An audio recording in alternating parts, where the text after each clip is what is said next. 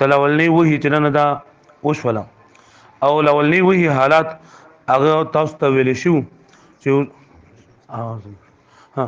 نو حضور صلی الله علیه وسلم باندې لولنی وحی هغه په کوم ځای کې نازل شو په غار حرا کې په غار حرا کې او لولنی وحی چې راوړی و هغه حضرت جبرئیل علیه السلام چې دا راوړی و پورا واقعا خبره تر تاسو شو کله چې هغه حالات وشولو داغي نه بعد پیغمبر صلی الله علیه وسلم باندې یو سورې وحی بند شوله یو دا خبره ده کنه چې اولنی وحی چې دا کوم نازله شوې ده په پیغمبر اسلام باندې د ټول نه اولنی وحی کوم نازله شوې ده نو دي کې سلور روایتونه دي یو روایت خدا ده کنه چې موږ دا غوي اقرا بسم ربک الذی دا سورتونه نه دي دا آیتونه دا 15 آیتونه اقرا ولا دا د ټول نه اول چې دا نازل شوې دي ویم دا دي چې یا ایها المدثر قم فانذر وربك فكبر وثيابك فطهر والرجز فاهجر ولا تمنن تستكثر دا آیتونه اول نازل شوې دي دریم هغه دا روایت ته پکې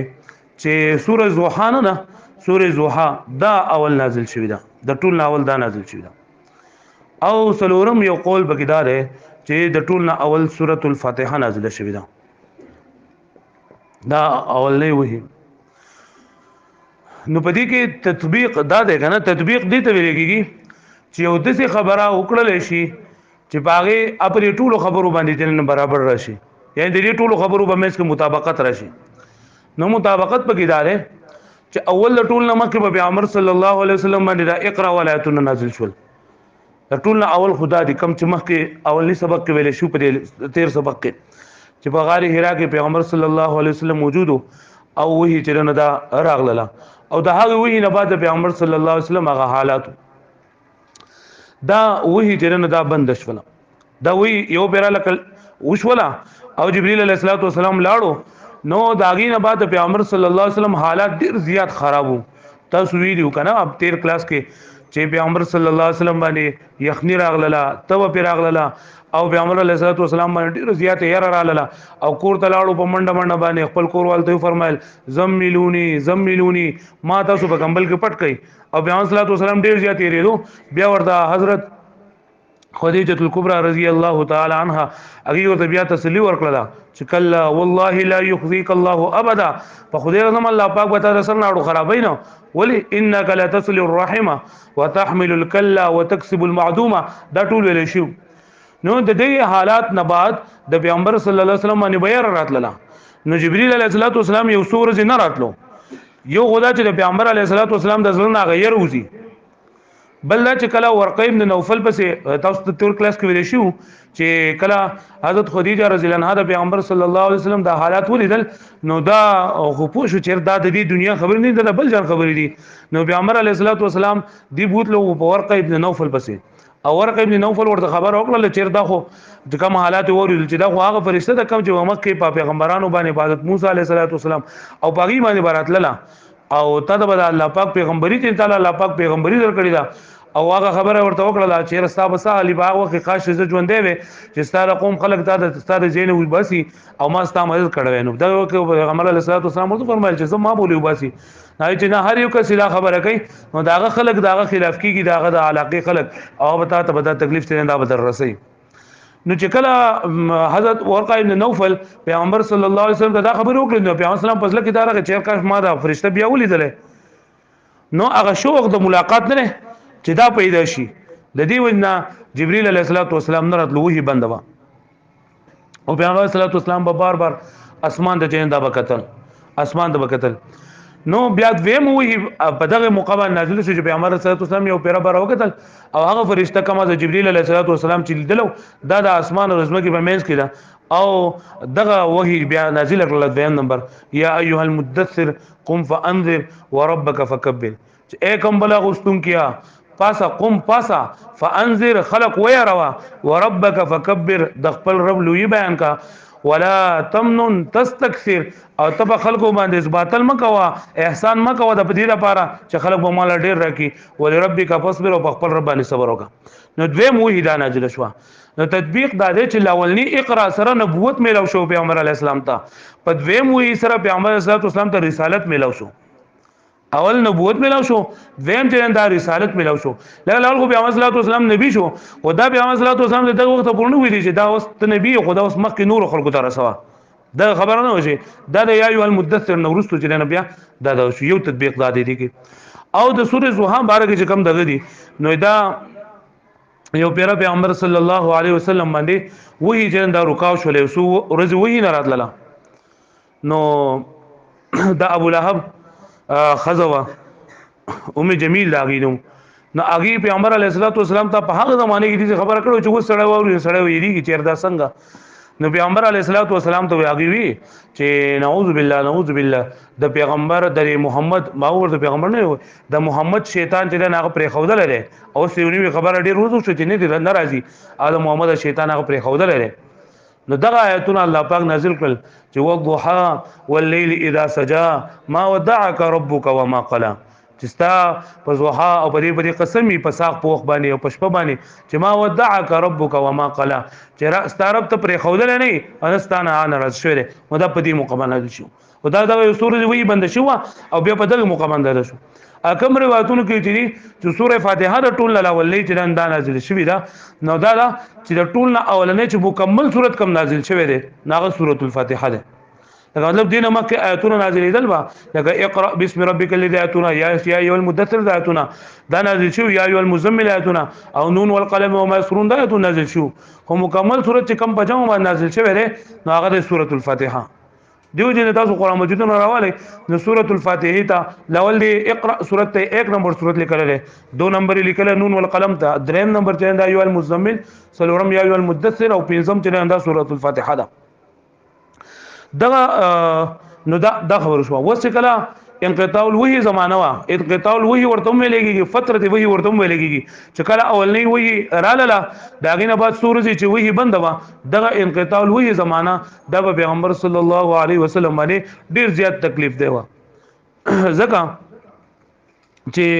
پیغمبر علیه الصلاۃ والسلام باندې غیره هغه د ختمېدونو ډیر زیات یې روزه چې د ناشنا خبرو سپینی نو بیا ډیر وخت لته نه غیریږي نو پیغمبر صلی الله علیه وسلم پس لکه دغه یې رو بل دغه ماته واستوي چې ورقه ابن نوفل دا پیغمبر علیه الصلاۃ والسلام ته چې کله خبرو وکړو نو پیغمبر صلی الله علیه وسلم به بار بیا اسمان ته قتل چې کله بدا وی جندا بنازلېږي بیا یا ابن مدثر ولا وی نازل شول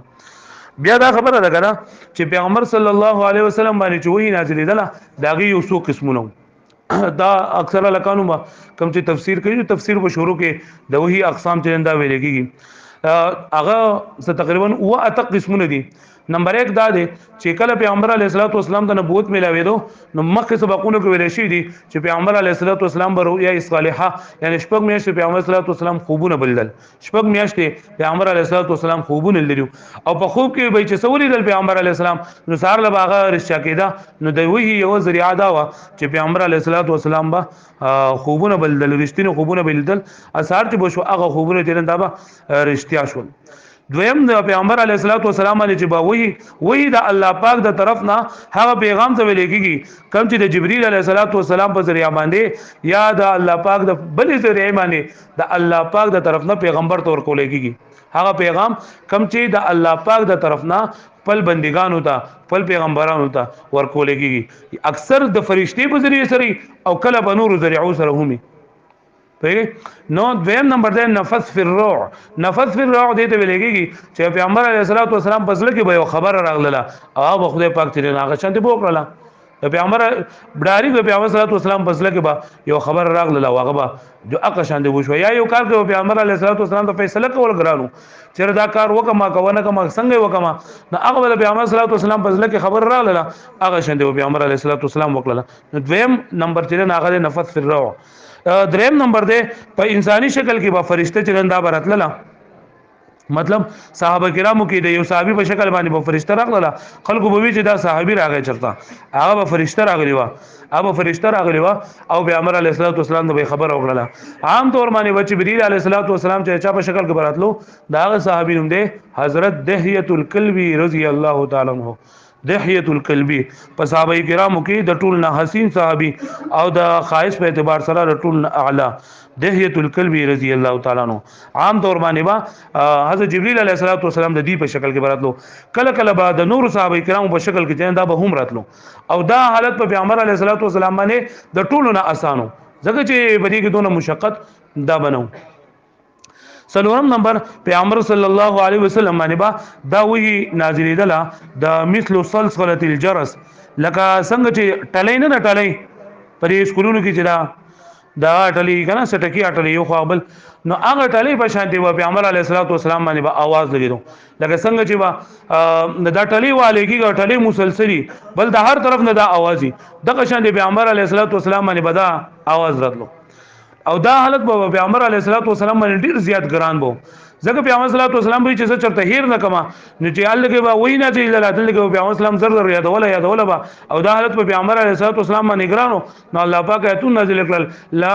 تحرك به لسانك لتعجل به ان علينا جمعه وقرانا چې اے حضور صلی الله علیه وسلم کله چې تا باندې وای نازلېږي نو ته به باندې خپل جواب مړه کوا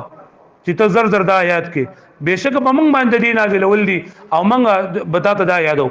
نو پیغمبر علیه السلام باندې چې وکړه د وਹੀ را حالات بلاړو چې سبب وਹੀ نازل شو اقو پیغمبر علیه السلام ته چنده بیا دا دا نه چې زر زر باندې پیغمبر صلی الله علیه وسلم ته بیا دي نه پیغمبر صلی الله علیه وسلم ته یاد وا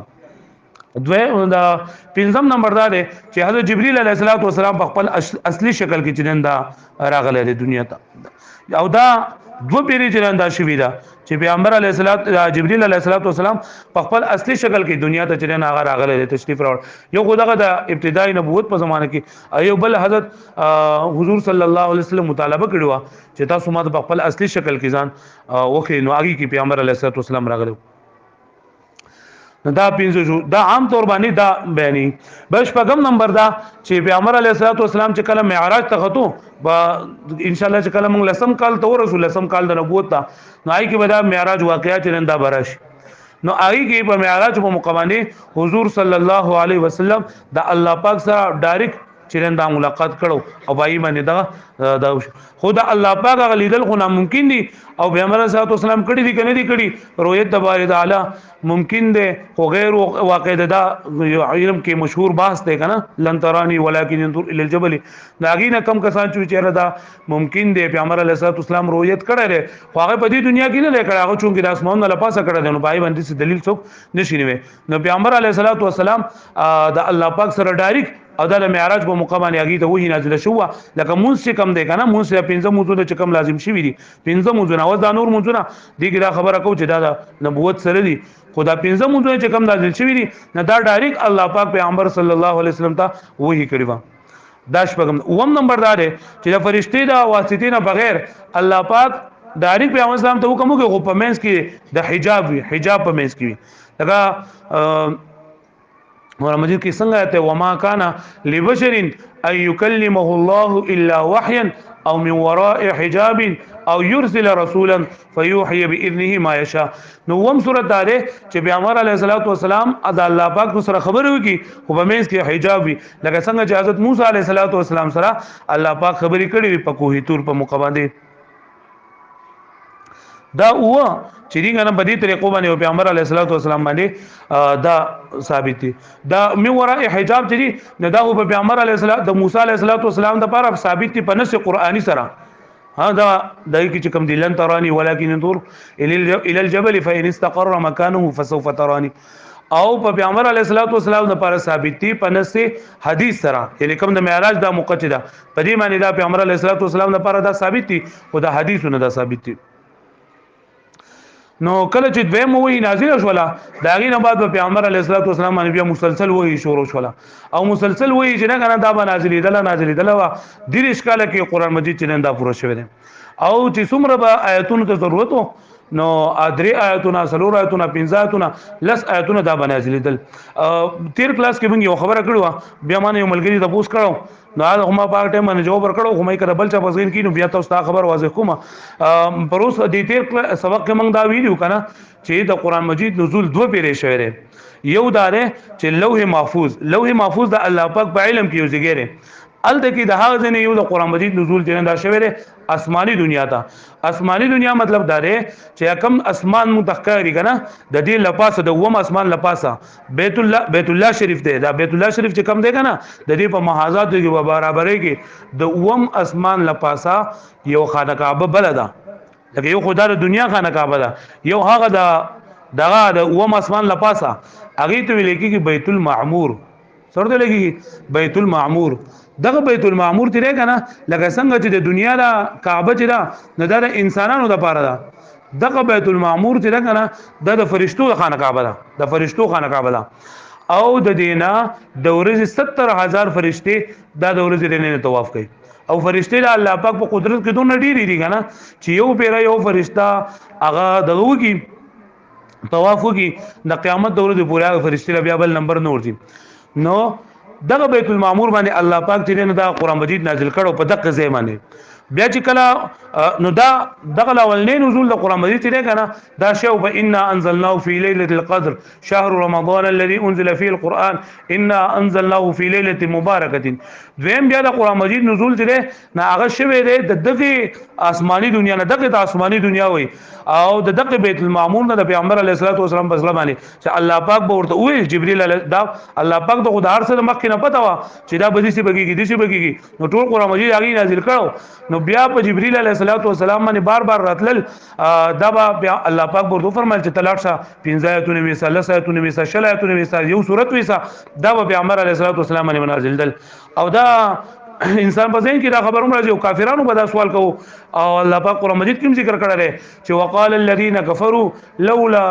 نزل عليه القرآن جمله واحده چې د کافرانو به وي چې په دې قرآن مجید دا قرآن مجید په پیغمبر اسلام باندې یو ځل ول نازلېږي چې دا کله و چې دون نازل شو کله و چې دون نازل شو. نه دا ولي لکه نور آسمانی کتابونه چې کنه تورات او انجیل او زبور دا الله پاک ټول په جمع نازل کړو. قرآن مجید دې لګ لګ نازل شوی دی او دې سوال جواب الله پاک په قرآن مجید کې خپل باندې کړی. سوالم په قرآن مجید کې دی لولا نزل عليه القرآن جمله واحده ولذا نازلېږي نازل کړی شوی دا قرآن مجید په پیغمبر اسلام باندې په یو ځل باندې. نو الله پاک جواب ورکړي کذالک لنثبت به فؤادك ورتلناه ترتیلا. د دې لپاره موږ دا قرآن مجید لګ لګ نازلو چې په دې سره استاد مضبوط شي او دا موږ ولولو په دا باندې په قلاره باندې موږ لولو دی لره په قلاره باندې. مطلب چې د صحابه کرام باندې بلغ لګ نازلې دو چې هغه څومره باندې او په عمل کوي یو دا او بل چې بری سره پیغمبر صلی الله علیه وسلم سره تسلیم ملو شي ځکه پیغمبر صلی الله علیه وسلم باندې مختلف حالات راتل هغه باندې با سخت راتل تکلیف به راتلو د خلکو د طرف نه ورته ډیر مشکلات راتل. جبرئیل علیه السلام براتلو پیغمبر علیه السلام له تسلی ورکولا او پیغمبر علیه السلام باندې چې بکله جبرئیل علیه السلام راغی هغه ته بعد قوت او طاقت به ملاوي دو چیرې زه یوازې نه ما د الله پاک نظر په ما باندې نو دا تسلی د پاره چې دا لګ لګ نازلې دو. نو دا نزول تقریبا په 23 سال کې جندا پوره شي 23 سال پوره نه دي او ان شاء الله چې کم ځای کې وراله ال دا بیا وای نو دا وی بیا نازل ده. د دې نه بعد چې کله یا المدثر نازل شو نو پیغمبر علیه الصلاۃ والسلام د دعوت حکم شو چې تاسو خلکو له دعوت انده شروع کا. لکه اول ما تاسو چې اقرا سره نبوت راغلو او د دې دوه وی په مینس کې فاصله سونه وا. نو د یو روایت مطابق 3 کاله د یو روایت مطابق چې انداز 2 میاشتې د یو روایت مطابق 9 میاشتې او کم چې په ډیر دغه دی کنه نو چې صرف لس ورځې چې انداز غره غلو انقطاع لوی راغلی و او نور پکې نه راغلی. دا مختلف قسم روایت دي د فترۃ لوی یا د انقطاع لوی مبارک. د دې بعد د پیغمبر صلی الله علیه وسلم د دعوت هغه ادوار او مراحل شروع کیږي. د دعوت د پیغمبر صلی الله علیه وسلم زندگی اول جندا خو په دوه قسمه باندې یو ته لګي مکی زندگی او یو ته لګي مدنی زندگی. یو ته لګي مکی زندگی او بل ته لګي مدنی زندگی. نو دا مدنی زندگی به ان شاء الله دا هو بیا چې مونږ وایو نو د دې کلاس په ان شاء الله سلور میاشتې شوی یا 3 میاشتې چې دا به شوی پس دا بیا مدنی زندگی شروع کیږي. مکی زندگی دا مونږ شروع کوو. نو مکی زندگی کې پیغمبر علیه الصلاۃ والسلام ټول 63 سال عمر تقریبا 40 سال خود نبوت نمک جو هغه تیر شو. 14 کال پیغمبر علیه الصلاۃ والسلام په مکه مکرمه کې تیر کړی دي تقریبا ځکه چې لکه پورا نری او لس کال پیغمبر علیه الصلاۃ والسلام چې دا په مدینه منوره کې چې دا تیر کړی دي. د مکی زندگی د مکی زندگی چې د حضور صلی الله علیه وسلم دا په 3 مرحلو باندې چې دا تقسیم ده. اولی 3 کاله بیا شپږ کاله او بیا د شپږ وکاله او بیا چې نه اخرنی 3 کاله اولنی 3 کاله پیغمبر علیه الصلاۃ والسلام خفیه دعوت چلول نمبر 1 دی خفیه دعوت دا پیغمبر علیه الصلاۃ والسلام 3 کاله چې نه چلول دي پدې کې وا پیغمبر علیه الصلاۃ والسلام خلکو له دعوت ورکو خو دا پټ په ول ورکو دا خبره کو دی باندې خو لاول نه دغه دار چې دا پسې پرده بو او پټ خفیه دعوت پیغمبر علیه الصلاۃ والسلام 3 کاله دا ور کړل د دې نه بعد پیغمبر صلی الله علیه وسلم د سلورم کال نه واله او د لسم کال پورې تقریبا شپږ وکاله پیغمبر علیه الصلاۃ والسلام هغه علانیه دعوت ور کړل مطلب کله دعوت هغه ور کړل په مکه مکرمه کې خلکو له او بدی کې پیغمبر علیه الصلاۃ والسلام ته تکلیفونه او صحابه کرامو ته تکلیفونه د دقه نه جدا شروع شي په دغه زمانه کې او بیا په اخرنی 3 کال چې دي نو د پیغمبر علیه الصلاۃ والسلام د مکی مکرمه نه بهر د مکی مکرمه نه بهر چې کم خلک دي کنه د اهل مکه نه بهر چې کم خلک دي نو اغي ته پیغمبر علیه الصلاۃ والسلام دعوت ورکړل یا پیغمبر علیه الصلاۃ والسلام باغو پس به الته کې هم تلو او بیا پیغمبر علیه الصلاۃ والسلام خلک به حج لراتلو نو پیغمبر اسلام د اغوی سره ملاوي دو د مکی نه بهر چې کم خلکو نو اغوی ته پیغمبر علیه الصلاۃ والسلام د اسلام دعوت دا ورکړل چې دا د لسم کال نه شروع شو او د هجرت مدینه پورې تقریبا 3 کاله دا پیغمبر صلی الله علیه وسلم باندې دا د شو د دینه بعد بیا حالات الله پاک برابر کړ او پیغمبر صلی الله علیه وسلم مدینه منوره ته هجرت وکړو بیا په دې اخر کې دا نن چې موږ کوم سبق وای دا صرف د 3 کالو دی بیا دا هر او دین دا خپل ځای کې بیانېږي بیا اخر کې پیغمبر صلی الله علیه وسلم کم خبره وشوله چې پیغمبر علیه الصلاۃ والسلام مدینه منوره ته هجرت وکړو دا ان شاء الله بیا خپل ځای باندې راشي نو دا دعوت ادوار او مراحل یو غټ د پیغمبر اسلام د ژوندۍ په روخ یو د مکی ژوندۍ دا یو د مدني ژوندۍ بیا مکی ژوندۍ په خپل منځ کې په 3 مرحلو کې دا یو اولی مرحله کې پیغمبر صلی الله علیه وسلم 3 کاله خفیه دعوت چلول لري داغي نه بعد پیغمبر صلی الله علیه وسلم شپږ وکاله هغه کله دعوت دا چروي اعلانیه دعوت او په دې کې پیغمبر علیه الصلاۃ والسلام ته تکلیفونه او دا خبره تر جندا شوې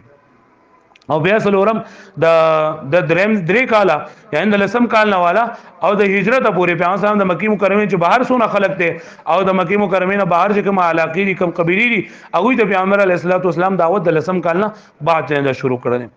د ټول نه اول چې پیغمبر علیه الصلاۃ والسلام باندې لازم شو هغه منځو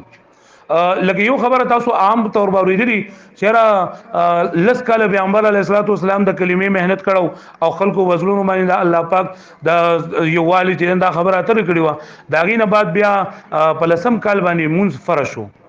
نو دا خبره لګ د سیدا چې مونږ خو چې کله پیغمبر علیه الصلاۃ والسلام د نبوت ملاو شو نو په هغه ټیم باندې مونږ لازم شوی دی خو مونږ روا شوی دی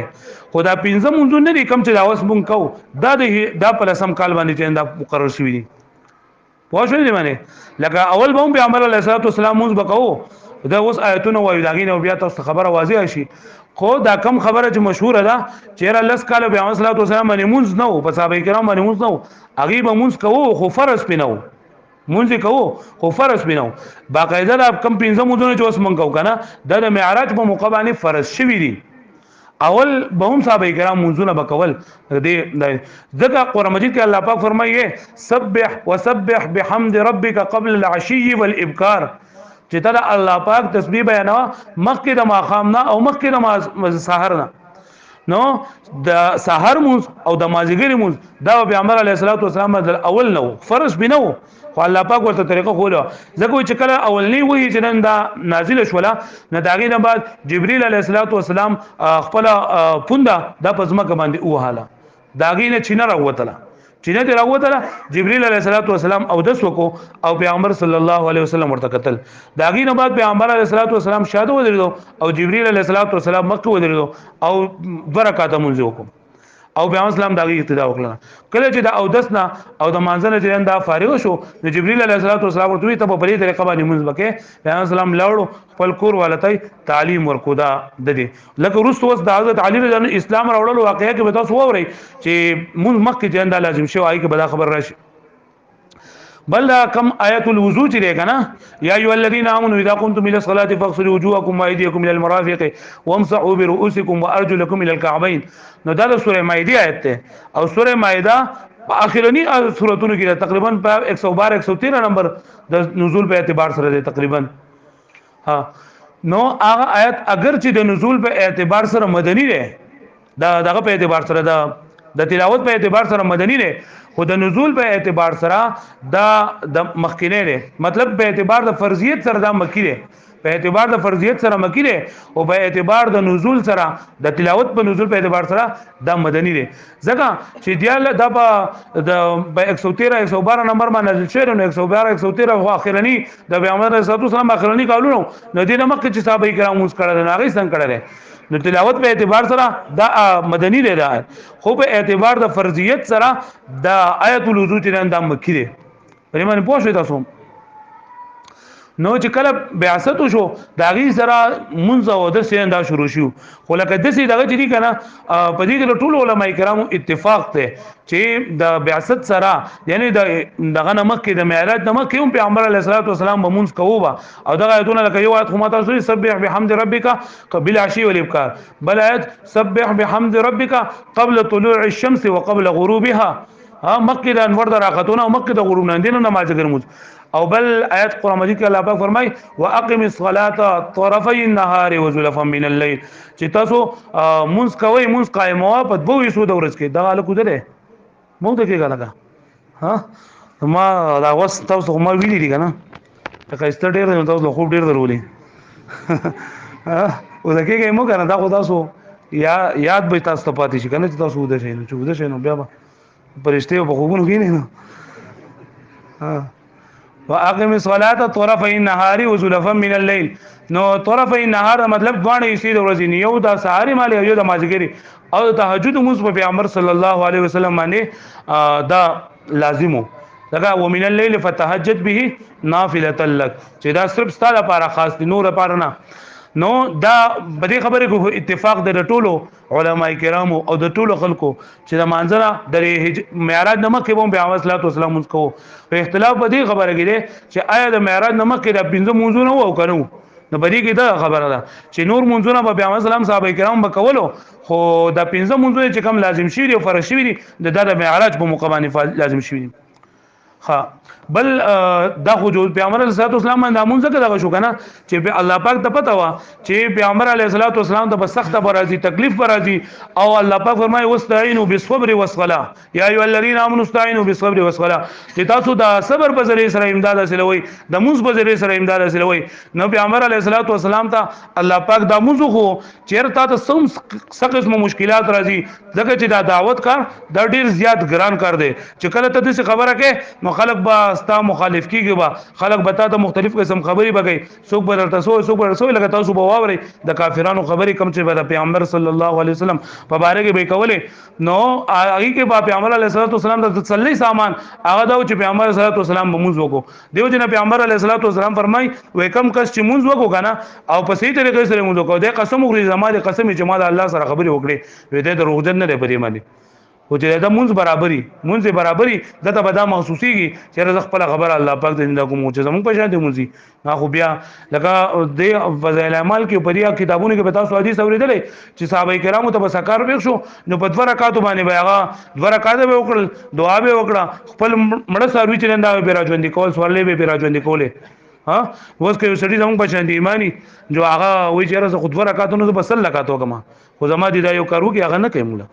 ولی نه کوي ځکه چې زمونږ تعلق هغه درجه کې نه ده الله پاک سره کم چې صحابه کرامو د دنیا د څه خبره اترې کنه چې لکه یو کسي لکه موږ وایو زمونږ د پاکستان وزیر اعظم دی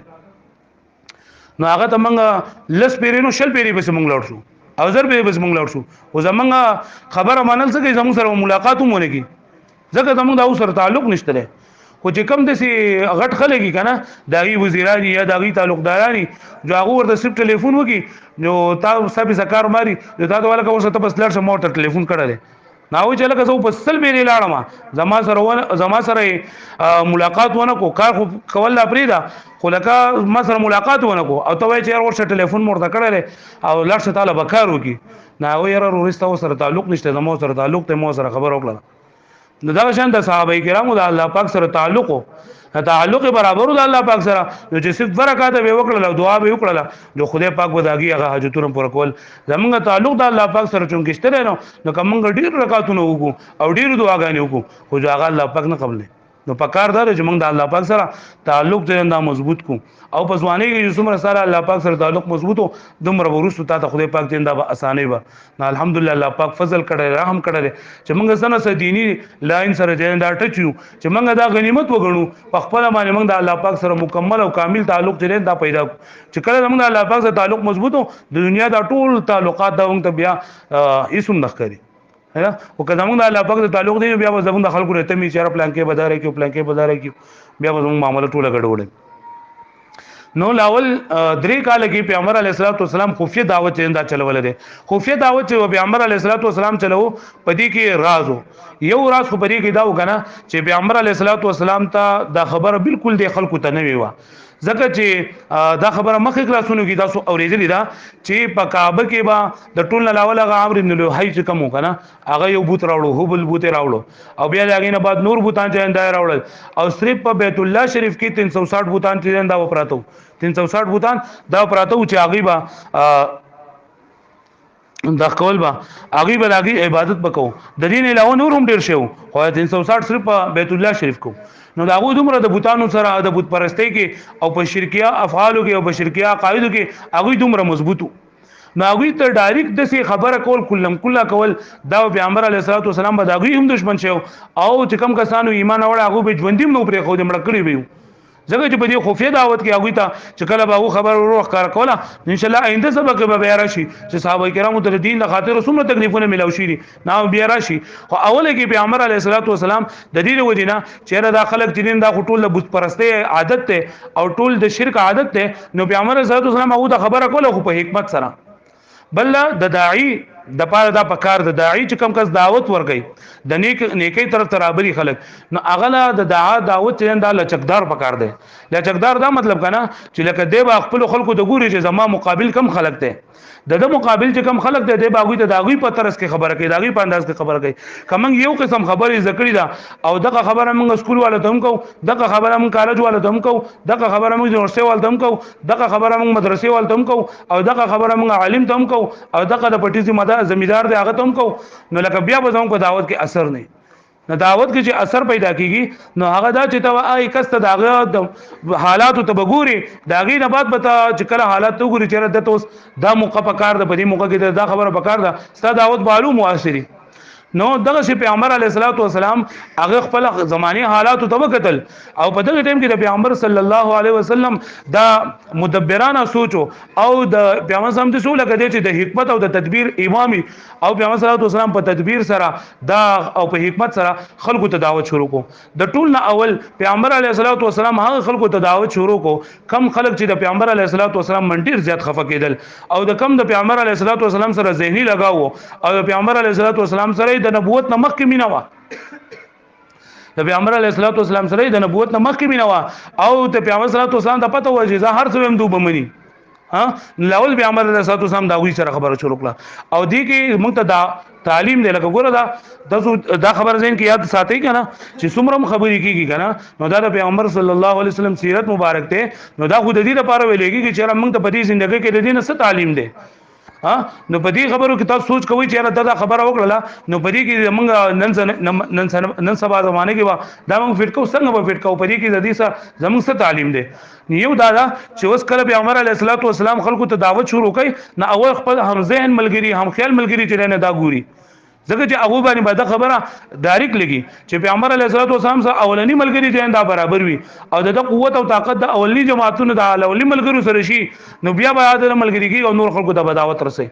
کله اوس منګه یو خبره هغه موږ ته څه کوو چې بالکل خالی ذهن نه ما پیژنې نو بل څه او زور ته ډاری خبره شروع کوم جواب ورته چې مړ پر خپل کار کوه ته سوکې او زه سوکې ما ځان خپل جوړ کوم زه نه منم ستاره نه مني خو چې دې څه کسي چې هغه پتا باندې اعتماد کوي او استاد سره د مخ کې نه تعلقي او تور ته خبره وږي دا ستا خبره چې نه هغه منلې نو دغه شان د پیغمبر صلی الله علیه وسلم په خپل چا پرچل کې وکتل چې ټول نډیر زیات په ما باندې سوخه وږي د ټول نه زیات تعلق او مینه محبت دا زماره چا سره دی چې کله پیغمبر علیه السلام نظر دوړاو کو د ټول نه لول پیغمبر صلی الله علیه وسلم خپل بیبي حضرت خدیجه الکبرى رضی الله تعالی عنها مخکې شو او حضرت خدیجه الکبرى رضی الله عنها ته اسلام پیش کو چې زه خود د الله پاک نبی الله پاک ماته چې توس خلق ته قم فانذر چې پاسا او خلق وس يروا ما ته رسالت حکم دی په دغه موقع باندې به حضرت خدیجه رضی الله عنها ایمان وروړو نو د ټول نه اول چې کنه دا ایمان راوړل حضرت خدیجه رضی الله عنها دا اوس کوم سبق مون شروع کو د دې هغه سابقین اولین سابقین الاولین قران مجید کوم دی والسابقون الاولون من المهاجرین والانصار سابقین اولین دا هغه کسان ته ویل کېږي چې د ټول نه اول هغه مخکې کېدون کې اول هغه ایمان نه وړل نو د ټول نه اول چې کنه ایمان نه وړل حضرت خدیجه الکبرى رضی الله تعالی عنها دا په زنانو کې هم د ټول نه اول او په انسانانو کې په ټول لکه انسانانو کې د ټول نه اول حضرت خدیجه الکبرى رضی الله تعالی عنها او دې په دغه شنبه په هفتي ورځ باندې دا دغه شو په هغه باندې پیغمبر علیه الصلاۃ والسلام سره د ماقام منصرن دا هم د پیغمبر علیه الصلاۃ والسلام سره کړو د دې نه بعد حضرت علی رضی الله عنه د پیغمبر اسلام په تربیت کې دا د پیغمبر اسلام تربیت څنګه راغلو نو یو پیره په مکه مکرمه کې قادسالی راغله او د پیغمبر علیه الصلاۃ والسلام تر ابو طالب سے چې کوم د پیغمبر علیه الصلاۃ والسلام تربیت هغه اتو کال نه جننده شروع کړو او چې کله د پیغمبر اسلام عمر مبارک 50 کال ته ورسېدو نو سو کال شول دا تقریبا 44 سال د پیغمبر علیه الصلاۃ والسلام تربیت کړل نو د پیغمبر علیه الصلاۃ والسلام هغه جو اعلی اخلاق ول الله پاک ورکړو نو پیغمبر علیه الصلاۃ والسلام بهر خبرې ته فکر نو پیغمبر علیه الصلاۃ والسلام فکر راغی خپل تر حضرت عباس رضی الله عنه فرمایل چې زمنګ دا تر چره نو د غریب دی او مالی حالات ګډوډ دي او د سلور دامن دي یو غالب نوم دی یو عقیل نوم دی عقیل او یو جعفر نوم دی او یو حضرت علی رضی الله عنه دا سلور صحابه کرام دا دغه ابو طالب صاحب زامنو نو وی چې زمنګ د تر حالات تیرنده خراب دي او مکه مکرمه کې قات سالی دا نو ولینا د څه ولینا کو چې د سو الکانو ذمہواری تواخلي او د سو الکانو ذمہواری په زواخلم او د دې تربیت به موږ وکړو نو زمنګ به تر باندې بدابوت لک سپک بشي نو دا خو ډیره خبره ده نو حضرت عباس رضی الله عنه چې پیغمبر اسلام ترو او دی او پیغمبر علیه السلام د دوانه لاړ په ابو طالب سے پسې او ابو طالب سے ته عرض وکړي چې زمنګ د څه خوخه ده چې موږ ساو دا بچي موږ په خپل کفالت کې اخلو په تربیت کې اخلو د دوی چې څه خرچه مرچه جواب موږ بکو نو حضرت ابو طالب سے ورته فرمایل چې دا عقیل او طالب دا زما د پر عقیل او طالب مشرانو څلور دامن عقیل طالب جعفر او علي رضی الله عنه او دا ټول دي کنه یو بل سره لس کال فاصله کیو مطلب ټول اول دینن طالب بیا داغه لس کال کشر دینن دا عقیل داغه لس کال کشر دینن دا جعفر او داغه لس کال کشر دا حضرت علی رضی الله عنه دوی چې دا مشران بنري طالب او عقیل دا ما ته پری او دا چې تاسو څنګه وایو هغه شان دی وګي نو حضرت جعفر رضی الله عنه چې دا حضرت عباس نوم په کفالت کې رالو او حضرت علی رضی الله عنه د پیغمبر صلی الله علیه وسلم په کفالت کې رالو او د دغه وخت نه د پیغمبر علیه الصلاۃ والسلام په کفالت کې او په تربیت کې حضرت علی رضی الله تعالی عنہ وخت راو نو چې کله دغه مقوش ولا چې حضرت خدیجه رضی الله عنها مونږ کو اوس ګوره مونږ ماته ستې منځل د لاول نه دي چې حضرت خدیجه رضی الله عنها مونږ کو او پیغمبر صلی الله علیه وسلم مونږ کو نو حضرت علی رضی الله عنه ولدل لکه دا تاسو چل کو دا خو تاسو دغه کار ونه کو نو پیغمبر صلی الله علیه وسلم ورته فرمایل چې دا خو مونږ مونږ کو او پیغمبر صلی الله علیه وسلم ورته وی چې دا الله پاک دین دی او دا دین څومره پیغمبران چې دنیا ته راغلي دي نو دا دین راوړل او زه الله پاک په دې دین باندې پیدا کړم او زه ماته الله پاک نبوت را کړل نو ته دې وکا چې ته هم په ما باندې ایمان نه وړه د الله پاک عبادت کوا او د لات او ځان انکار وکا نو حضرت علی رضی الله عنه په دغه ټیم کې عمر مبارک یو روایت کې راځي اته کاله بل روایت کې راځي لس کاله خدا ټول په نسبت چې لا بالغ شوی نو لس کال عمرو یا اته کال عمرو داږي ناغي چې دا خبره چې تماته کې نو ډیره غټه خبره ده ځکه چې ټول زمانه کې لګدا خبره بالکل ناشنا و ټول خلکو به د بوتانو عبادت کوو د الله پاک نوم چا نه یاد چې څه دا ویګا نو دا ډیر ناشنا خبره ده او ډیره غټه فیصله ده نو زه دا رضا نه کوم زه به خپل پلار سره مشوره وکم پس دا غینه بیا زه تاسو وایم نو پیغمبر علیه الصلاه والسلام ویلو ورته نه وی د سیمه کو تک ایمان راوړي جو کته ایمان نه راوړي دا خبره به ته چاته نه کې ځکه چې خبره بالکل ناشنا ده نو کته خپل پلار ته وای حضرت ابو طالب صاحب ته دعا بیا په ما باندې هغه وکي او د دې چې ماته چاته نقصان اورسي نو ته دا خبره بچاته نه کې حضرت علی رضی الله عنه خاموش شوی سید حضرت علی کور ته لاړو سوچ وکړو ټول شپه په سوال باندې څنګه راغی پیغمبر علیه الصلاه والسلام دې ماته کلمه وای زه مسلمانېږم الله پاک دې مسلمان کو نو اول حضرت خدیجه رضی الله عنها دویم سو کو حضرت علی رضی الله تعالی د دوه کسانو ایمان وروړو د دوه سره پیغمبر علیه الصلاۃ والسلام د دوه په کور کې یو کس و دا غنو زید ابن حارثه رضی الله تعالی عنہ د مخکې ذکر راغله نه کنده راغله زید ابن حارثه دا چې کنه دا یو صحابي دی ورسو بیا صحابي شوی دی خو دې په یو جنگ کې چې نه دا یو روایت دا دی چې په جنگ کې چې نه دا راولو د خلکو سره او بل روایت دا دی چې دې چا پټکړه د کور نه پټکړه او دې بیا راوستو مکی مکرمه ته او په مکه مکرمه کې د دنه غلام روک کړو مصنوعي غلام نو خو دنه غلام جوړ کړو او دې بیا خرڅ کړو نو دا د حضرت خدیجه رضی الله عنها سره و دا غلام به چې کله حضرت خدیجه رضی الله عنها د پیغمبر علیه الصلاۃ والسلام سره نکاح وشوله نو دی د حضرت زید رضی الله عنه د پیغمبر علیه الصلاۃ والسلام ته هیبه کو چیرې د بتا خدمت من مچ سنئی جدا بتا لکې حضرت زید ابن حارثه رضی الله عنه بیا مشهور واقعه تاسو د فضائل اعمال کې با اوریدلی وي چې دغه پیغمبر صلی الله علیه وسلم سره ډیر خوشاله و دي خو د پلار په بده ډیر زیات خفه او هر وخت لنده شعرونه به ویل چیرې باران وریږي جو تراته دیږي او باران د کله دقیقې غرمتي شو تراته دیږي په دې حالات کې د وګړو واقعه ده چې دې کور والا خلک سره غلي د علاقه خلک مکه مکرمه ته حضرت زید رضی الله عنه ولید د پیغمبر اسلام سره لاړ ول د عزت وی پلار ته ورته ولوي چې تاسو خپل بچي به ذکر دي نو اقوال د پیغمبر علیه الصلاۃ والسلام محمد سره ده نوراله لوډیر سامان ځان سره راوړو او پیغمبر علیه الصلاۃ والسلام ته وی ته پته ده چې زمانګ د ازویره او دا غلام نه لري خلکو له غلام روخ کړل نو ته د زمونږ سره دا ولېګا او کته زمونږ نه لده په بدله کې څومره مال غواړي دا مونږ تعالی درکول ته تیار حضور صلی الله علیه وسلم اخلاق هغه خو حضرت زید ابن حارثه رضی الله عنه د پیغمبر صلی الله علیه وسلم اخلاق د پیغمبر صلی الله علیه وسلم خبرې اترې او د پیغمبر علیه الصلاۃ والسلام مینې لیدلې و نو ورته پیغمبر علیه الصلاۃ والسلام چې کله راغی او نو ورته وی چې دا حضرت زید رضی الله عنه تاسو دې پیژنې دا کسان تاسو پیژنې جو حضرت زید رضی الله عنه ورته فرمایل چې او څه پیژنم دا یو میتر دی او دا بل می پلار دی نو پیغمبر علیه الصلاۃ والسلام ورته وی دور اغلی دي تر ځان سره بوزي نو کته د دوسر تل غواړي نو پلار ته ولومې تر ته ولومې کده تاسو سره تل غواړي نو نه مال روپې را کوي نه مال رقم سامان چې تاسو راوړل دا مال را کوي زما ایستو ماجد نشته د تاسو ځان سره بوزي او کده تاسو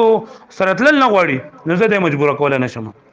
زید ابن ثابت رضی زید ابن حارثه رضی الله عنه فرمایل چې دیګ بس تاسو فکر کوئ زید ابن حارثه دار او زید ابن ثابت رضی الله عنه ورسره بل صحابي براش ان شاء الله کاتبین وਹੀ کې بل د نوم راځي نو بیا چې کله قران مجید مکمل شوی دا شوی جمع شوی دی نو پای کې زید ابن ثابت رضی الله عنه کردار ادا کړی دی اوبال د ان شاء الله راشي بیا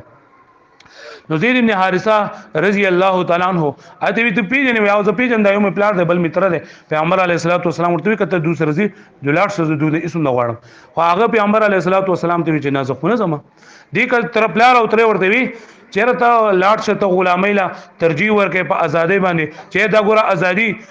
ال دغه بچ څه دی خوخه هغه بګي او دلته خو ته سره غلامي او دا کار بر باندې کوي دا به باندې کوي خو هغه د پیغمبر علیه الصلاۃ والسلام اخلاق لیدلیو او د پیغمبر علیه الصلاۃ والسلام ناس تفاصیل لیدلیو نو هغه د پیغمبر اسلام نه دومره متاثر شو کنه چې دا نه زما نه په پلار پسې زم نه په تر پسې زم نه مې ازادي پکار ده نه مې خپل علاقه پکار ده او ما د پیغمبر علیه الصلاۃ والسلام نه موجوده کوي او هیڅ هغه ورته ډیر مینه وکړل ولانړو او پیغمبر علیه الصلاۃ والسلام هم هغه مجبور کوونو ناز زید ابن حارثه رضی الله پلار او تر په جړه باندې یاد مکی مکرمین لاړل پیغمبر علیه الصلاۃ والسلام چې کله د دومینه ولیدله او کله د پیغمبر علیه الصلاۃ والسلام تعلق د خپل ځان سره ولدو نو پیغمبر علیه الصلاۃ والسلام د په هغه موقع باندې آزاد کو او ورته وی چې نه بنن نفس نه زما بچي وي متبنا او بیا چې کله الله پاک منه وکړه چې ادعوهم لآبائهم هو اقسط عند الله نو په هغه موقع باندې بیا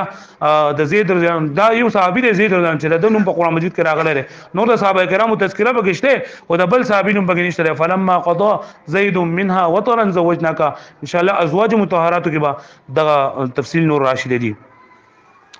نو زید ابن حارثه چې اخو د پیغمبر علیه الصلاۃ والسلام غلامو جو هغه هم چې دنده ایمان راوړو په پیغمبر صلی الله علیه وسلم باندې ځکه چې هغه د پیغمبر علیه الصلاۃ والسلام نه دومره متاثر شو چې خپل دغه پر خدا خپل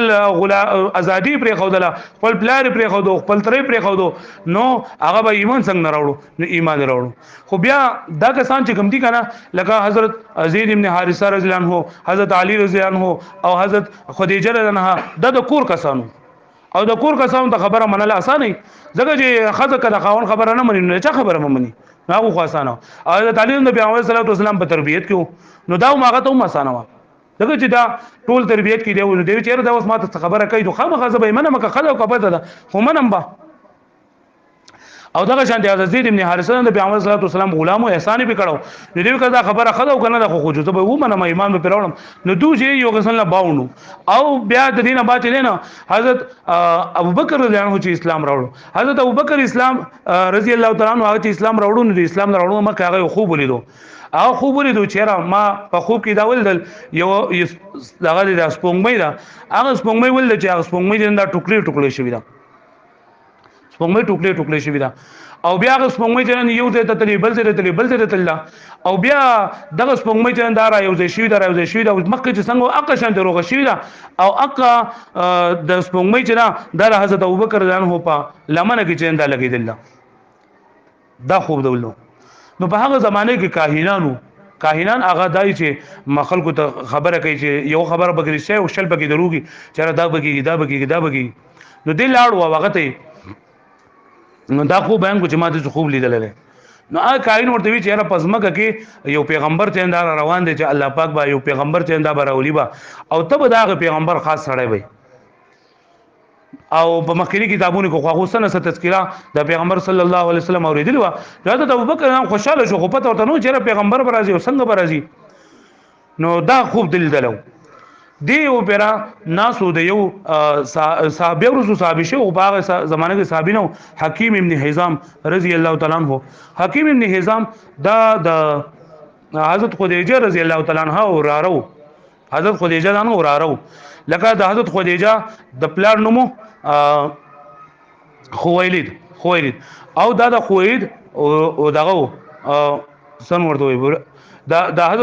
حضرت خدیجه رضی الله عنها ترور وا حضرت خدیجه لنا حکیم ابن حزام ورارو او حضرت خدیجه لنا ترور وا او د جره ډیر زیات مالدار او ډیر زیات سلیم متبع انسان او حکیم ابن حزام ورسته به ان شاء الله د واقعات یو ځای کې براشي نو دا حضرت ابوبکر نو بددي د یو څو کسانو چې هغه سره به حضرت ابوبکر ډیر زیات پاسېدو کې ناستو به یو به حضرت حکیم ابن حزام رضی الله تعالی عنہ لکه ورسته به بیا راشي چې د سړی چې څنګه ملګری کنه نو هغه پیژندلېږي نو حضرت ابوبکر نو چې کوم ملګریو ناغه چې کله هغه ته اسلام دا شو هغه ډایرک اسلام قبول کړو سره روان د خبره نو حکیم ابن حزام سره دغه ناس حضرت ابوبکر ځنه پدې کې وین زرا لاله د حضرت حکیم ابن حزام او دی حکیم ابن حزام ته وی وستاغه دغه چې کوم دی دغه چې کوم د ترور اخو عجیب خبره کوي ویسا خبره کوي وای چې زما په خاوند باندې چې دا نبوت نو الله پاک ور کړل دی په مازه الله پاک نبی مو الله پاک رسول ما دا خبره حضرت ابوبکر پته نه او کم کسان چې حضرت ابوبکر د ټول ناول ایمان نه وړل نو هغه په دې خبره باندې دا کوي اعتراض کوي چې را ګورل کې اوس حضرت خدیجه نه مخکې ایمان نه وړل او چې دا وین زراله نو د حکیم ابن حزام دا وینځ چراله نو ورته وی چې ستاغه د ستاترور چې دا نو هغه مختلف خبرې کوي نو هغه بلاول ایمان نه ورځه خو هغه دا خبرې کوي کنه ویګي به معنی ابوبکر صدیق ان تلاپت نشته لري وای چې کله حضرت ابوبکر صدیق خبر اورید کنه تاریخ دغه ځای نه لاړو په پیغمبر صلی الله علیه وسلم پسې او پیغمبر صلی الله علیه وسلم ته وی چې ما خو زه د سم نازم حکیم ابن حزام سره او دا غوی زراله دا خبره وکړه جو پیغمبر علیه الصلاۃ والسلام ورته وی او دغه څه خبره ده زله الله پاک د طرف نه پیغمبر را لېګل شوی ما او ته ما باندې ایمان وروړه نو په دغه ټیم کې حضرت ابوبکر صدیق رضی الله فرمایل صدقت بابي و امي انت یا رسول الله خو بینه ویلي دغه یا رسول الله چې یا محمد صدقت بابي و امي انت و ته رښتیا ویلي زما مور پلار دستان قربان شي وانت اهل الصدق او ته ډیر زیات رښتینی انسان وانا اشهد ان لا اله الا الله وانك رسول الله دا یو خبره وا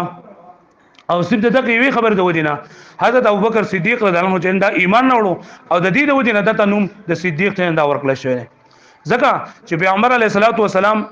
هغه به د دې دوه کسانو ډیر زیات قدر کو د دوی د ایمان راوړلو د اسلام راوړلو یو د حضرت خدیجه رضی الله عنها او یو چې نه د حضرت ابوبکر صدیق رضی الله عنه دې دوه د ایمان به ډیر زیات قدر کوم او وخت مختصر د خو دغه خبر بکوم بیا بس کوم چې یو بیر مونږ په باندې صحیح تاسو وخت تکرار مم کوی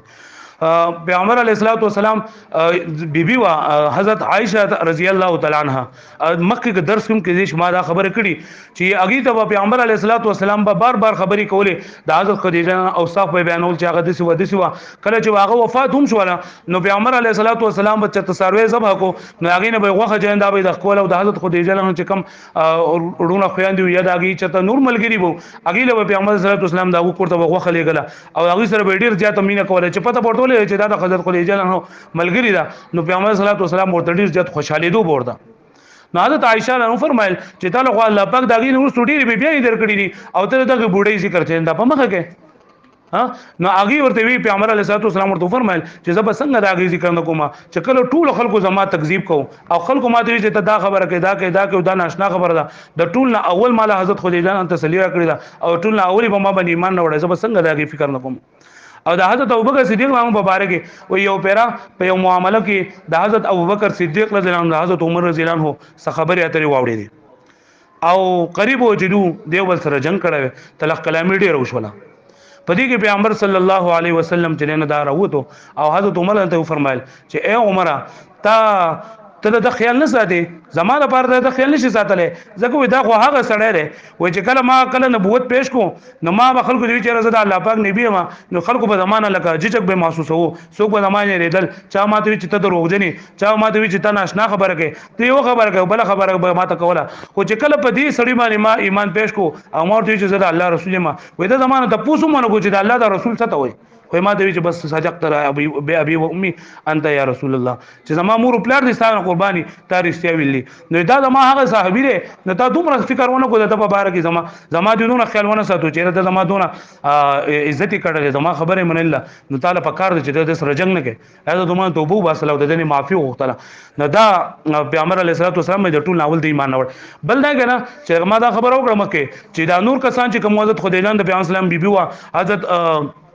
علی رضی الله عنه اسلام په تربیت کې حضرت ابن حارثه رضی الله عنه غلام خو حضرت ابوبکر رضی الله عنه خو آزاد سړی بل دا چې مالدار او چاته حاجت نه د پیغمبر صلی الله علیه وسلم نه 2 کال کشرو د پیغمبر صلی الله علیه وسلم په حضورتیا کې د چې پیغمبر علیه الصلوۃ والسلام باندې ایمان نه وړي کنه د ټول افضل او اعلی ده پیغمبر دیو نه دته صدیق ته دا ویل شوی دي نو د حضرت امام ابو حنیفه رحمۃ اللہ علیہ چا د پوزو کو ټول اول ایمان چار وړي تطبیق پکې دا ده چې په زنانو کې ټول اول ایمان جن حضرت خدیجه راوړل او په الکانو کې په نابالغ الکانو کې د ټول اول اسلام جن حضرت علی رضی الله عنه راوړل او په دغه کې په آزادو کسانو کې د ټول اول ایمان حضرت ابوبکر رضی الله تعالی عنہ راوړل او په آزاد کرده غلامانو کې د ټول نه اول ایمان زید ابن حارثه رضی الله عنه راوړل او په دغه کې سن مرته وي په موجوده غلامانو کې د ټول نه اول ایمان حضرت بلال رضی الله تعالی عنہ دا چې دندار راوړل بل دا چې د دریو کسانو د ایمان چې کومو د سلورو کسانو د ایمان دا سلور کسانو ایمان راوړل زید ابن حارثه رضی الله عنه او حضرت علی رضی الله عنه حضرت خدیجه رضی الله عنها پس بیا حضرت ابوبکر صدیق رضی الله عنه حضرت ابوبکر صدیق رضی الله عنه د ایمان د متعدی وو د دې نور دریو د ایمان لازمی وو لازمی مطلب دا چې دوی ایمان نه وړو په خپل باندې حضرت خدای زنانه او بار نه شوته حضرت علی هم معصوم چاته خبره نه شو کوله خو حضرت ابوبکر رضی الله عنه چې کوم ایمان نه وړو دا ایمان متعدی یعنی په کوم ورځ باندې ایمان نه وړو کنه د قرود نکار شروع کو دعوت شروع کو او خلکو ته وینا چې نن دا شروع کړه او په دغه ورځ باندې دغه ماته سوي چې دغه تجارت سره تجارت والو او خلک بلد سره ملاویدل با بل اخلاق په پاک زبردست ور کړو نو دغه ورځ نه دعوت شروع کو او د ټول نه اول د چې کوم ملګریو کنه دو پاغو باندې اسلام پیش کو او په اول ورځ باندې 15 کسان در ځان سره هغه وصولي وکړه او پیغمبر علیه الصلوۃ والسلام ته اوله کې 15 کسان جننده پیش کړل او ورته چې دا زما ملګری دي تاسو ته کلمه وای او دا الله کارو چې دغه 15 وانه کسان په 10 مبشره کې الله پاک داخل کړ د ټول الاول پای کې حضرت عثمان ابن عفان رضی الله عنه حضرت زبیر ابن عوام رضی الله عنه حضرت عبد الرحمن ابن عوف رضی الله عنه طلحه ابن عبید الله رضی الله تعالی عنه او سعد ابن ابي وقاص رضی الله تعالی عنه دا 15 کسان دو په یو مقبانه پیغمبر علیه الصلوۃ والسلام باندې ایمان راوړو حضرت ابوبکر رضی الله عنه په دعوت باندې او دا پنځه وانه نه دي حضرت عثمان رضی الله عنه زبیر ابن عوام عبدالرحمن ابن عوف طلحه ابن عبید الله سعد ابن ابي وقاص دا په پنځه په عشره مبشره کې دي یعنی عشره مبشره هغه صحابه کرام چې پیغمبر علیه الصلاه والسلام ورته په یو مجلس کې ویلي دي چې تاسو جنتیان دي لکه منګه چې کوم جمعه خطبه کې دا حدیث ته ابوبکر فی الجنه وعمر فی الجنه عثمان فی الجنه علی فی الجنه طلحه فی الجنه زبیر فی الجنه عبدالرحمن فی الجنه طلحه دا ټول او د دینه بعد نور صحابه کرامو د مزغون درې زامنو عثمان ابن مزغون قدامه ابن مزغون عبد الله ابن مزغون هغه ایمان نه وړو یو صحابي ارقم ابن ابي ارقم د چرنه دا هم ایمان نه وړو او دا ارقم چې کنه کله چې صحابه کرام تقریبا 30 40 تور رسیدل نو دغه داري ارقم کې با پیغمبر علیه الصلاۃ والسلام داري ارقم یعنی دا ارقم کور ارقم صحابيو دا په کور کې پیغمبر علیه الصلاۃ والسلام صحابه کرام دا به ملاویدل با هغه ول د خپل ناس ته پاسته کوله عبد الله ابن مسعود رضی الله عنه په دغه مقابله ایمان راوړو عبد الله ابن مسعود رضی الله عنه خپل د ایمان راوړلو واقعیا بیانې دا نور خود سي د هر صحابي چې مون خبره کوو بیا ډیر دغه بشي کوم چې مشهور صحابه کرام دي دا غو بلغ لک سابقین اولین کې بلغ لک تعارف وکاو سبا نو سب ان شاء الله آینده کال کې بیا آینده سبق کې بیا بدا کو نو عبد الله ابن مسعود عنه فرمای چې ما یو کسو عقبه ابن ابي معيط دا غ بيزي به سرولې یو پیرا ما خپل بيزي سرولې پیغمبر صلی الله علیه وسلم تشریف راوړو او دا غ سره ابوبکر صدیق رضی الله عنه هم پیغمبر علیه الصلاه والسلام ماته وی چې ته دغه راوړ بيزي راوړ چې موږ دی په وسکو نو چې نه زه خدا نه کوم زه خو امین یم دا مطلب امانتدار یم ما خپل اقانه تاسو نه کړه د سي تعالی څنګه پیدا کړم دا نشم در کوله پیغمبر سلام دا خبر ډیره زیاته خو لګیدا چې دا وګورته د دومره د پردیس سي انده خیال ساتي پیغمبر سلام وی په دې بيزو کې د سي بيزو ګوره چې داغي پي نه او چې بيزي آرا ولا نو هغه بيزي چې نن دایره وستله او پیغمبر علیه الصلاه والسلام په خپل لاس مبارک باندې پاغي باندې زور وکړو او داغي نه پي راوتل او دومره پي راوتل چې په خپل هم وسکل او بکر دلهم وسکل او مات په ما باندې وسکل او چې کله موږ دا په وسکلو پیغمبر علیه الصلاه والسلام بیا هغه تیمان له اسرا کوو ابي چې څنګه واقع شانت شوله و چې کله دا معجزه ما ول لګنه ما یې ماته کلمه از مسلمان شوم او په دغه ټیم کې ما پیغمبر علیه الصلاه والسلام ته علمني یا رسول الله الا الله رسول الله صلی الله علیه وسلم تر چې الله پاک څخه خوري دي مال داغي تعلیم راکا پیغمبر علیه الصلاه والسلام ته فرمایل بارک الله فیک فانک غلام معلم تابری زندگی کې الله پاک برکت واچي ته خو دې کسي چې الله پاک تعالی د مخکې تعلیم در کړی دی او دغه عبد الله ابن مسعود رانو په غټو غټو صحابه کرامو کې بیا چې نه داو نو حضرت دې صحابه کرامو په دار ارقم کې دار ارقم د صفا غر خواته دغه کې یوځي او پای کې یا د چې کله مانځه ټایم وشو کنه د دوبه غار ته بتلل او ال دغه جن دا به منځونه کول یو بیره پیغمبر علیه الصلاۃ والسلام او حضرت علی رضی الله عنه چې دا منځ کو ها حضرت علی رضی الله عنه او پیغمبر اسلام کو اوس پیغمبر اسلام ته د ابو طالب صاحب ته دغه زاده پوری پته نشته چې زما د وراره د خبرې کوي او زما د ریبي ایمان نه وړل نو پیغمبر علیه الصلاۃ والسلام مونږ کو او حضرت علی رضی الله عنه سره مونږ کو نو پیغمبر علیه ابو طالب صاحب ته پوښتنه کو چې ته داسې چل کې دا څنګه مونږ کې او دا څه چل کې څه طریقه دی نو پیغمبر علیه الصلاۃ والسلام ورته فرمایل چې دا د الله دین دی او دا د فرشتو دین دی او دا د پیغمبرانو دین دی او په دې دین باندې الله پاک زوم پیدا کړم او الله پاک ما ته هم د دې دین هغه دعوت را کړی دی ته ایمان نه وړه ته زه ایمان نه وړم دا خپل پلان لیک دین نشو پرې خو دی ها دا او پیغمبر علیه الصلاه والسلام ورته فرمایل چې زما د دې يرول د ټول زیات حقدار ته زکه چې د دې په ځمانه تبه د جهنم نه بتا خدای پاک بچ کی او چې د ورنه ته بچ کیږي نو د مال ټول زیات حقدار ته چې تا ته زله علم چې تا خدای پاک د ورنه بچ کی نور خلکو سره بیا ورستو ګورو نه چې نه زده خپل پلان کدي نه پرې دما خو صرف دون اړدایم کنه چې زمانه د ژوندانه پوری بتا ته څوک نقصان درونه رسي تکلیف درونه رسي ته چې سکه کاوه څوک بتا نقصان درونه رسي په دې باندې پیغمبر علیه الصلاه والسلام ته حوصله ملو شو بیا پیغمبر علیه الصلاه والسلام ابو طالب سے خپل زوی ته متوجه شو چې دا ته سکه او دا ته په کوم طریقه باندې نه هغه خپل بلار دوی یا ابتی آمنت بالله وبرسول الله وصدقته بما جاء به وصليت معه واتبعته ته زما پلارا ما په الله باندې ایمان نه وړل دا الله پر رسول می ایمان نه وړل او دا تصدیق می کړل چې دا وړي او موږ مو سره کړه تابعداري مې کړی دا ابو طالب سے ورته فرمایل قال له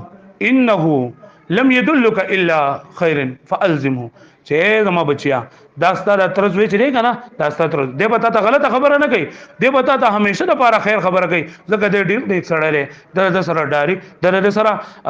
د سره لازم شه مطلب دنه یو طرف ته بل طرف ته مزه او دی چې سو یا غمنه او د پیغمبر علیه السلام بیا لاړ. بیا ابو طالب سے یو خدا چې حضرت علی رضی الله ویلی دو کنه چې د ایمان نه وړي او یو جعفر رضی الله عنه د بل زوی چې کنه یو بیره ابو طالب سے چې روانو په لار باندې نو دغه ویلی دو پیغمبر علی السلام ولو او دا خې طرف ته چنه دا حضرت علی رضی الله عنه ولاړ دي او مونږ کوي نو د جعفر ته وی جعفر ته ولې د خپل ترزوی په شان دی لګيږي د خپل ورو په شان دی ول لګيږي او څه لاټ دوسره مانځه ته ودرېګا